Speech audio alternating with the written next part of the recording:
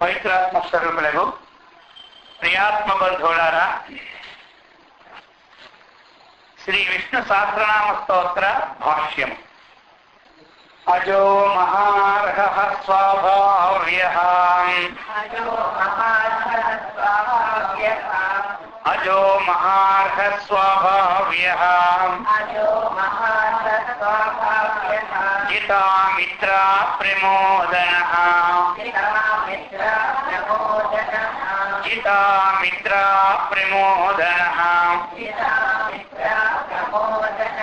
ఆనందనందనో నందః ఆనందనందనో నందః సత్యధర్మా త్రివిక్రమః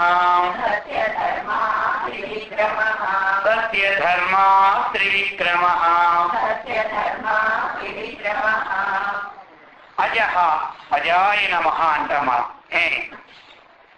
అత్ విష్ణో అజాయిత ఇది కామః అజః. కాబట్టి ఇక్కడ అజః అన్నప్పుడు సామాన్యంగా ఏం చెప్పుకుంటాం? నజాయితీ ఇది అజః. ఎవరైతే పుట్టుకలేదో వారందరూ అజః అంటాం. ఇంకా ఇక్కడ ఒక అర్థం ఇచ్చారు, విష్ణోహం అజాయితే, విష్ణువు నుండి ఉద్భవించిన వాడు కామః అన్నాడు. కామః అంటే కామం, కామః అంటే కోరిక. అర్థమైందా? కాముడు అనే అర్థం అన్నమాట. ఆ శబ్దంలో కూడా అజ శబ్దము వాచ్యుడవుతున్నారు. ఒకటి పుట్టుకు లేనివాడు, రెండు విష్ణువు వల్ల ఉద్భవించినటువంటిది అజః. అంటే ఏమిటి ఇక్కడ మనకి? ఏకోహం భవిష్యాం ప్రజాయే, నేను ఒక్కరినే అనేక రకములుగా అవుతున్నదాక అనే సంకల్పము ఇదంతా ఉద్భవించింది. అది ఎక్కువగా నజాయితీ ఇది అజః అనేది సార్థకం ఉంటుంది. మహార్హః, మహః పూజ తదర్హత్వాత్ మహార్హః చెప్తున్నాడు. ఇప్పుడు మనకి మహార్హః మహాశబ్దం ఏమిటి అంటే పూజా సంబంధం కాబట్టి ఆయన ఏమిటి? సమస్త పూజలకి ఏమవుతున్నాడు? అర్హః, అర్హుడు అన్నమాట. ఆయన సమస్త పూజలకి అర్హుడు అవుతున్నాడు. స్వభావ్య, ఇంకో మాట, స్వభావేన ఏవ అభావ్య నిత్య నిష్పన్న రూపత్వాత్ ఇది స్వభావ్య అది చెప్తున్నారు మనకి ఇక్కడ. స్వభావం అంటే ఏమిటి? అది స్వభావంగా నిత్య సిద్ధ స్వరూపం అన్నమాట. రూపంతోకి నీటికి స్వభావం ఏమిటి? చల్లదనమే స్వభావం, చైత్యమే. అగ్ని స్వభావం ఏమిటి? వేడియే స్వభావం. అర్థమైంది కదా? ఈ ప్రకారముగా పరమాత్మ స్వభావం ఏమిటి? నిత్యము ఎల్లప్పుడూ ఉండడం ఒక స్వభావం. అర్థమైందా? సిద్ధగా ఉండడం ఒక స్వభావం, ఎల్లప్పుడూ ఉండే స్వరూపమనే స్వభావం, ఉత్పత్తి లేకపోవడం ఒక స్వభావం, సిద్ధమే సాధ్యమే కాదు సిద్ధ వస్తువు ఒక స్వభావం. ఈ ప్రకారముగా దేవుడు స్వభావీడనమాట.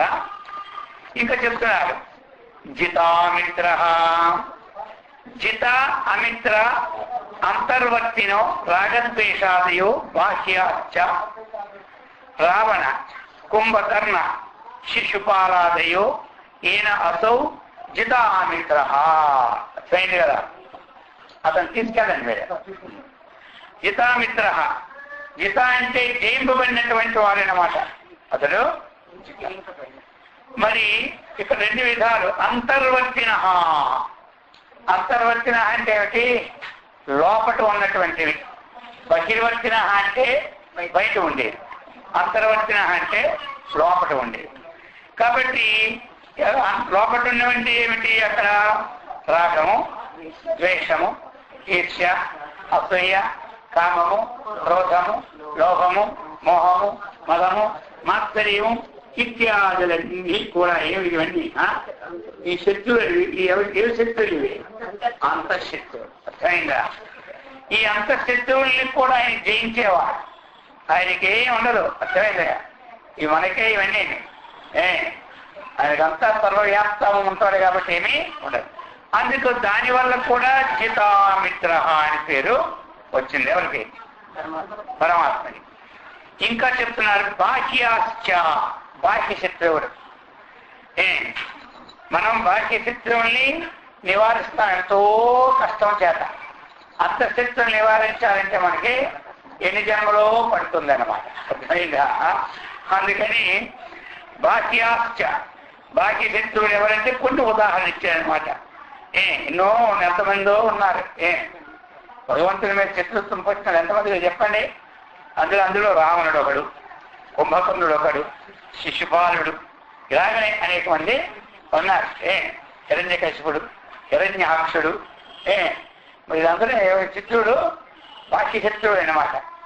అందుచేత ఈ ప్రకారముగా ఇవి కూడా జయించాడు. బాహ్య శత్రువుని జయించాడు అతడు.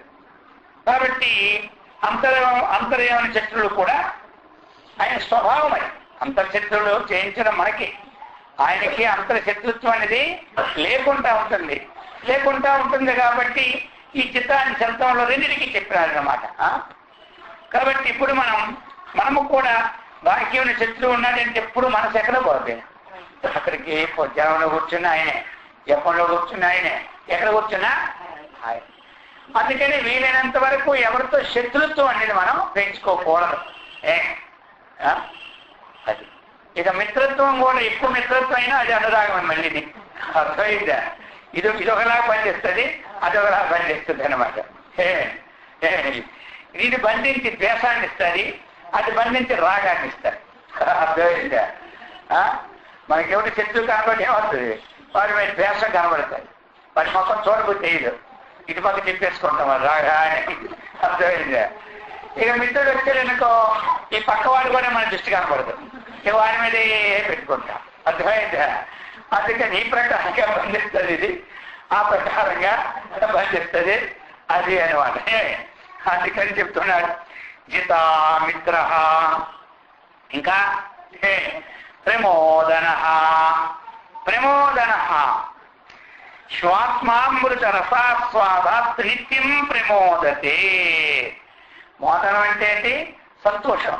ప్రమోదం అంటే గొప్ప సంతోషం. ఈరోజు ఎంత గొప్ప సుఖాన్ని అనుభవించారో తెలుసా అంటారు కొంతమంది. అర్థమైందా? అటువంటి కాఫీ తాగుతారు, ఆ ప్రకారమైనటువంటిది. లేక అటువంటి స్వీట్ తింటాడు, ఏదో అలా ఉంటే కదా మరి సుఖం ఏమంటా. అందుకని ఇక్కడ ఈయనకి ఏమిటి తెలుసా? ఏమిటి? మనమందరూ బాహ్య వస్తువుల చేత సుఖం పొంది సుఖం పొందుతున్నాం అనుకుంటున్నామా? ఇక్కడ పరమాత్మ స్వాత్మామృత రసాస్వాదాత్, స్వాత్మ తనకి సంబంధించినటువంటి వచ్చిన సుఖం అన్నమాట. అది ఎదుటి వాళ్ళ నుంచి వచ్చే సుఖం మనం ఎదుటి వస్తువులతో పొందిన సుఖాన్ని మనం అసలు నిజంగా మన ఎదుటి వస్తువుల సుఖం ఉందా? ఎదుటి వస్తువులు సుఖం లేదు. ఆ సుఖం ఎదుటి వస్తువులు అనుకుంటున్నాం. అది మన దగ్గర సుఖమే.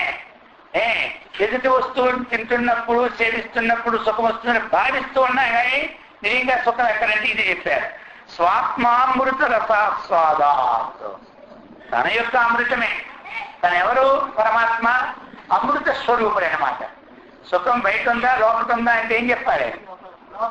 లోపట ఉంది. లోపట ఉంటే సుఖం మళ్ళీ బయట వస్తుతో సుఖం అనిపిస్తున్నాం అనుకుంటున్నాం కదా. ఇప్పుడు ఏమంటారు? లోపల సుఖం ఉంది, బయట వస్తువుతో తింటున్నప్పుడు కదా హాయిగా సుఖంగా ఉందంటున్నా. ఏదో కొంత వింటున్నారు కాబట్టి లోపట ఉందంటున్నారు. లోపల ఎక్కడ ఉంది సుఖం చెప్పాలి? లోపల ఎక్కడ ఉంది? అది మనస్సులో ఉందే. ఆ మనస్సు పోనాను కొంత కాసేపు. ఆ మనస్సుకి మనకి ఇష్టపడిందో ఏదైనా వచ్చిందనుకో సుఖం కలుగుతుందా? ఆ మనస్సుకి ఇష్టపడింది కనబడితేనే సుఖం కలుగుతుంది. ఆ మనస్సుకి ఇప్పుడు పాము కనబడింది, మనసు చూసింది కలుగుతుంది. అక్కడ మంచి పూల దాన్ని కనబడితే మనస్సుకి, కాబట్టి ఆ మనస్సు కాసేపు అంటూ తామసిపోద్ది కాబట్టి దాని సుఖం అనిపించుకోదు. కొన్ని బుద్ధిలో నిశ్చయం. బుద్ధి అంటే బుద్ధో కడి నిత్యం చేస్తాడు. ఇది ఇలా తీసుకుంటే ఇది బాగుంటుంది, ఇలా ఇస్తే ఇది బాగుంటుంది, ఇది పుచ్చుకుంటే ఇది బాగుంటుంది, ఇది వండుకుంటూ బాగుంటుంది. కాకపోతే ఇంకొకటి వస్తాడు, ఆ వంటే వంటలే అదేమిటి ఇది అనేసరికి ఏమైపోద్ది, పోయింది. ఈ బుద్ధి మనకిచ్చే నిత్యం పోయింది. మనం ఒక సుఖాన్ని అనుకున్నాం, మళ్ళీ ఈ సుఖం పోయి ఇంకో సుఖం వచ్చింది. అందుకని ఈ ప్రకారంగా చలనాత్మకం ఇదంతా. అందుకు నిజమైన సుఖం ఎక్కడంటే పరమానందమే నిజం సుఖం. మరి వస్తువు తిన్నప్పుడు సుఖం కలుగుతుంది కదా స్వామి, అది వస్తువుదే, అంతఃకరణదే, పరమాత్మదే. అంటే మనం తింటున్నప్పుడు ఈ అంతఃకరణం పరమాత్మలో లీనమైపోతుంది. మనము ఏ సుఖాన్ని అనిపిస్తున్నామో ఆ సుఖం అప్పుడు ఈ ఇంద్రియము ఆ ఆత్మతో లీనమవుతుంది, విషయంతో లీనం కాదు. అక్కడ విషయంతో లీనమైపోయి హాయి ఉందని మనం అనుకుంటున్నాం. ఆ సుఖం విషయంతో లీనమైతే ఆ విషయం ఎప్పుడు విషం కాకుండా మనకి ఉండాలి, అప్పుడే సుఖం ఉంటుంది. ఆ విషయం ఒకసారిలో విషయం ఉంటుంది, ఇంకోసారికి విషయం అయిపోయి విషం అయిపోతుంది. అర్థమైందా? ఇద్దరు అన్యోన్యంగా ఒకరి మాట రెండంత వరకు ఏమీ ఉండదు. వారి మాట వీడు కాదని అనుకో 10 సార్లు ఏమైపోయింది. అంతకుముందు ఏది ఆనందం అనుకున్న విషయం ఇప్పుడేం వస్తుంది, ఎవరికి వారే నేను లేకపోతే నేను బతకలేనా, నేను లేకపోతే బతకలేమని స్థితికి వచ్చేస్తున్నా. అంతకుముందు ఒకరు లేకపోతే ఒకరు బతకలేమన్నటువంటి స్థితిలో ఉండేవారు. ఇప్పుడు ఏమైపోయింది చెప్పండి, ఆ విషయం ఇప్పుడు విషయం అయిపోయాయి. అందుకని విషయంలో ఆనందం ఎప్పుడూ లేదు. ఆనందం ఒక్కసారి విషయం అవుతుంది, ఒకసారి విషయమో ఒక్కసారి విషయం కాకపోవడం అంటూ లేదు. అందుకని పరమాత్మ స్వరూపమే ఆనందం. మనం అనుభవించినప్పుడు ఏమైపోతుంది, ధ్యానంలో కూర్చున్నప్పుడు మనస్సు పరమాత్మ లీనమైపోతే ఆనందంగా ఉంటుంది. నిద్ర పెట్టేటప్పుడు ఈ పరమాత్మ ఈ యొక్క ఇంద్రియాల పరమాత్మ లీనమైపోతున్నాయి కాబట్టి ఆనందంగా ఉన్న తెలివి వచ్చేది కదా. అలాగనే మనం వస్తువు తిన్నప్పుడు కూడా ఇది పరమాత్మలో లీనమైపోతుంది కాబట్టి మనకు ఆనందం వస్తుంది. అది అందుకనే ప్రమోదాయ నమః. ఇంకా ఆనందంగా కూడా వచ్చింది ఇప్పుడు. ఆనంద స్వరూపం అచ్చేతి ఆనంద. ఏతస్యైవ ఆనందస్యాన్యాని భూతాని మాత్రముపజీవంతి ఇతి శృతేః. ఆనందం అంటే ఏమిటి? స్వరూపము. ఆనందం అంటే ఏమిటి? స్వరూపం. ఎట్లా మరి? ఏతస్యైవ ఆనందస్యాత్. ఏతస్యైవ ఆనందస్య, పరమాత్మ యొక్క ఆనందము ద్వారానే అన్యాని భూతాని మాత్రం ఉపజీవంతి. ఆ పరమాత్మ ఆనంద స్వరూపుడు కాబట్టి ఆయన ఆనందం ద్వారా ఈ జీవులన్నీ చక్కగా ఆనందాన్ని అనుభవిస్తూ జీవిస్తున్నాయి. మనము రాత్రి నిద్ర 30 రోజులు పట్టలేదు అనుకుంటే ఏమైపోతాం, మొత్తం ఇంకేమీ తోచదు. పరమాత్మలో ఈ లీనం అవుతుంది కాబట్టి దానివల్ల మనం ఎక్కువగా జీవనం చేయగలుగుతున్నాం. రాత్రి పగల్లో పడుకుంటున్నారు కదా, ఏదో టైంలో నిద్ర అనేది అవసరం అన్నమాట మనకి. ఈ శరీరం మళ్ళీ ఎల్లప్పుడూ ఒకలా ఉండాలంటే. అందుచేత ఆనందం అనేది ఏమిటి? స్వరూపమే. నంద అన్నారు. అది రెండు ఒక్కటే. ఆత్మంతాత్ ఆనంద ఆనంద. నంద నందయతీతి నందన. సర్వాభిః ఉపపత్తిభిః సమృద్ధో నంద చెప్తున్నారన్నమాట. ఇప్పుడే నంద అంటే ఏంటి?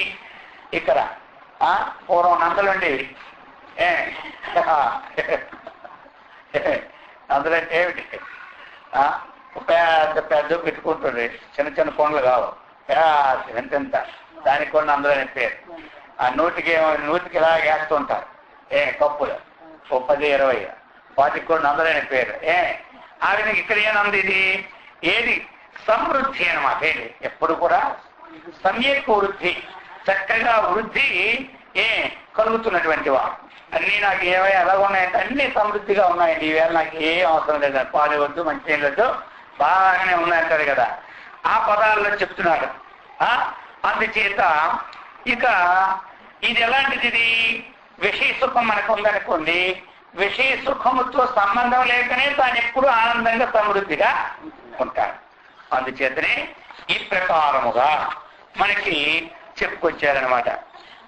నంద ఆనంద అని.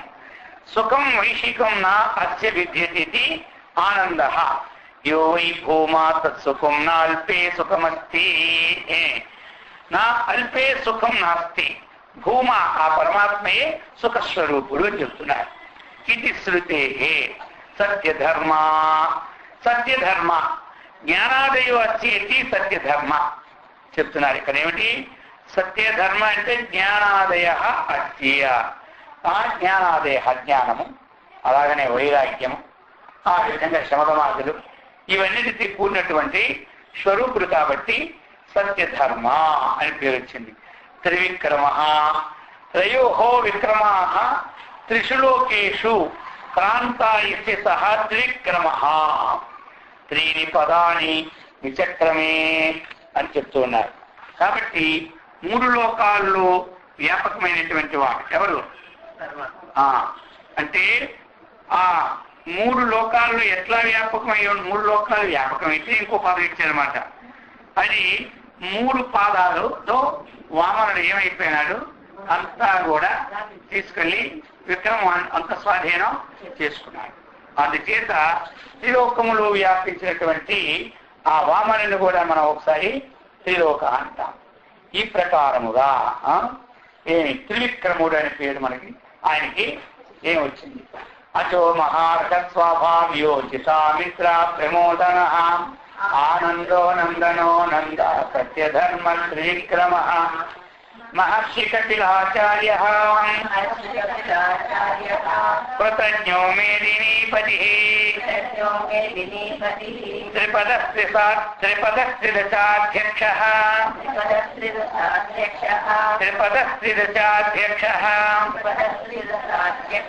మహాశృంగకృతాంతకృతో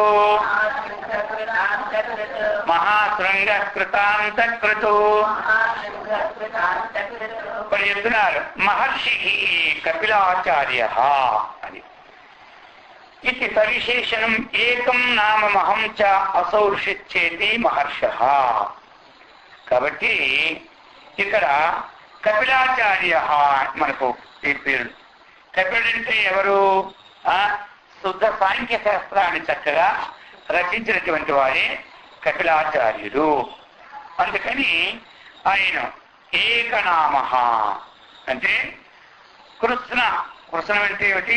సమస్తం అన్నమాట. సమస్తమును ఏమి ద్రష్ట అయిన వాడు, సమస్త వేదాన్ని చూసిన వాడిని ఏమంటారు? మహర్షి అంటారు అన్నమాట. మహర్షి అంటే సమస్త వేదాలు మనకుంటాయి. వేదం ఏదంటే మంత్ర ద్రష్ట, అలాగే శాస్త్ర ద్రష్ట, అటువంటి వేదాలన్నీ చక్కగా చూసినటువంటి వాడిని మహర్షి అంటారు. మరి ఆ విధంగా చూసేవాడు ఎవడు అంటే ఈ యొక్క కపిలుడు చూశాడు. ఆ వేదాలన్నీ చక్కగా తెలుసుకున్నవాడిని ఆచార్యుడు అంటారన్నమాట.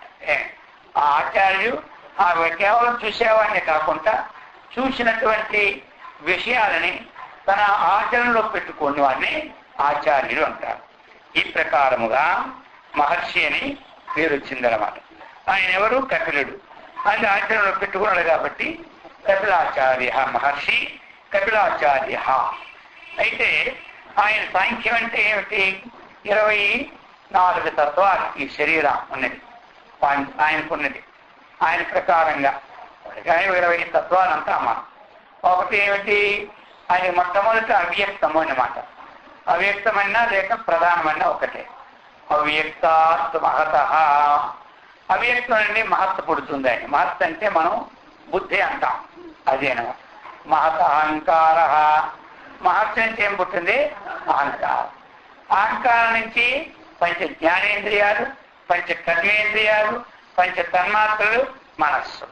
కాబట్టి 16 అవి ఒక అవి ఒక 3. కాబట్టి అక్కడ 19 అయిపోయినాయి. పంచ తన్మాత్రల నుండి పంచమహాభూతాలు పృథివీ తేజో వాయువు ఆకాశాలు. ఆ శాస్త్ర ప్రకారం 24 తత్వాలు. ఈ 24 తత్వాన్ని ప్రకృతి అంటారు. దాని విలక్షణంగా ఉన్నవాడు పురుషుడైనమాట. అందుకే 25 తత్వంతో కూడినటువంటి ఒక సాంఖ్య శాస్త్రాన్ని చక్కగా రాసించాడు. అటువంటి మహర్షి కపిలాచార్య రూపంలో మహావిష్ణునికి నమస్కారం అని మనం చెబుతుంటాం. కృతజ్ఞ కృతజ్ఞ చెప్తారు. కృతం కార్యం జగత్ జ ఆత్మా కృతంచ తజ్ఞేతి కృతజ్ఞ. అదేంటి కృతం కార్యం. ఈ జగత్ యొక్క కార్యాన్ని జ్ఞా అంటే ఏమిటి తెలుసుకున్నవాడు. జ్ఞా అంటే తెలుసుకున్నవాడు. కృతం కార్యం జగత్. ఆయన చేసిన పని ఏమిటి? జగత్ను సృష్టించాలి. అయితే ఈ సృష్టించినటువంటి జగత్తు ఏ విధంగా సృష్టించాలన్నది ఆయన ముందే తెలుసు. ఆయన ముందే తెలుసు. అందుచేత ఈ కృతం కార్యం తెలుసుకున్నవాడు కాబట్టి కృతజ్ఞాయ నమః అంటాం. సాధారణంగా మనం చెప్పుకున్నటువంటిది ఏంటి? కృతజ్ఞుడంటే చేసినటువంటి మేలుని మరువకుండా ఉన్నవాడిని కృతజ్ఞ అంట. అర్థమైంది కదా? ఇది సామాన్యార్థం ఇక్కడ. కానీ భగవన్నామాల అర్థం ఏమిటి? ఈ కృతం అంటే ఏమిటి? కార్యరూపమైనటువంటి ఈ సమస్తమైనటువంటి ఈ జగత్తు. ఈ జ్ఞా అంటే తెలుసుకున్నవాడు అంటే పరమాత్మ స్వరూపుడు అనమాట. అంటే ఏమైనా ఈ జగత్ రూపం పరమాత్మ కంటే భిన్నము కాదు. అందుచేత ఆయన ఏమిటి? భజను మనకి చక్కగా పూజింపదగిన వారిని అర్థం. అది మేదినీపతి. మేదిన్య అంటే భూమి. ఈ భూమికి ఆయన ఎవరు? అధిపతి. అందుకే మేదినీపతయే నమః అని అనువలుస్తున్నా. ఇక త్రిపద. త్రిపద అంటే త్రీని పదాని అస్యేతి త్రిపద. త్రీని పదా విచక్రమే ఇది శృతే. కాబట్టి వారిని చెప్పారు. మనం పురుషోత్తంలో ఏం చేస్తాం? త్రిపదాద అంటే 3 పదముల్లో ఏమి? త్రిపదస్య అమృతం అంటున్నా లేదా మనం? అందులో 3 పదాలకి ఇదంతా పైన ఉండిపోయింది. కానీ ఉన్నది ఏమైంది? ఒకే పదం చేత మనం వ్యాపించింది. ఇంకా త్రిపదోర్ధ్వాత్ ఈ 3 పదాల కిందే అధిక ఊర్ధ్వ భాగంలో ఉంది. అంటే భగవద్గీత చెప్పింది ఏకాంశేన స్థితో జగత్తు. కాబట్టి ఒక అంశం చేత ఆగి త్రిపదస్యామృతం అని చెప్పారు. ఆ 3 పదాల్లో ఇంకా అంతా వ్యాపించి ఉంది.